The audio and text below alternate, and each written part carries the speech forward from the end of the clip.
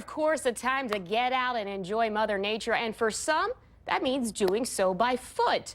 Joining me now is Brad Rupnow, a physical therapist with Meritor, with how to get ready for a big race and with a little bit more ease and a lot more fun. Now, I have not been running in a very long time, so I'm definitely a novice runner. How, would you say to me to get ready for a big race to come up? How should I get started? The first thing I recommend is get yourself a running partner or join one of the local running groups. There's a lot of them here to help you keep motivated and keep yourself training.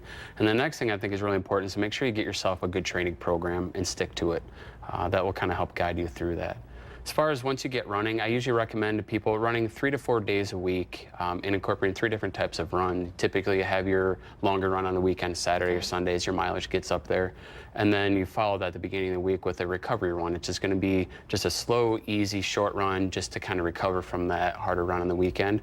And then usually in the middle of the week, you have that 1 or 2 runs where it's a little more of a training run. So you're doing maybe hill work, maybe some interval work where you're doing some faster paced things, but to kind of train your strength a little bit. Now, Brad, you're talking about starting off with just a few days a week. How far should, as far as like mileage working up to it, how should we start out with? Because I think a lot of people start off, they're like, oh yeah, I'll run 8 miles one day and then forget it. You should definitely start in that maybe 2 to 3 mile range. And a lot of people, if you're really just getting running, you need to do a run walk program. So you might actually do a couple minutes of run followed with a couple minutes of walking to build up to even getting to where you're doing that full run.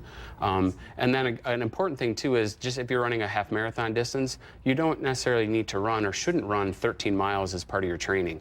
You might get up into that maybe 10 mile, 11 mile is a max run, but the course of your training will build up enough endurance and conditioning that you'll be able to do that 13-mile run. That's a good way to avoid getting into an overuse situation. All right, so that right there is a common mistake. What are some other common mistakes? I know I made a couple as we were talking about through the break. Yes. I broke my foot when I ran my last half marathon. Yeah. Not too fun.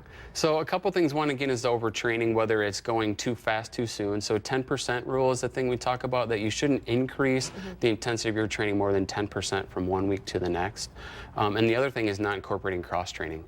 Getting consecutive days, 2 or 3, 4 days a week, or 4 days a row running. I highly recommend biking. It does a very good job of strengthening your legs and working your cardiovascular endurance, which then actually carries surprisingly well over into your running as far as your performance.